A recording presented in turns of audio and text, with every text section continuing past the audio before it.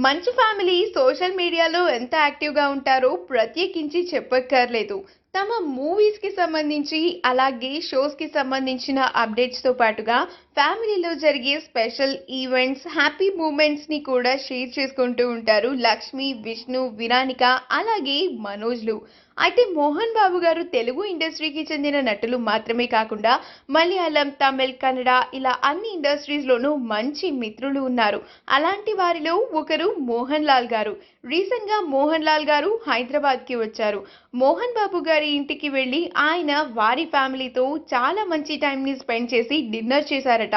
ఆ బ్యూటిఫుల్ మూమెంట్స్‌ని లక్ష్మీ మంచు సోషల్ మీడియాలో షేర్ చేస్తూ ఇది ఒక హెల్ ఆఫ్ ఎ డిన్నర్ అంటూ క్యాప్షన్ ఇచ్చారు.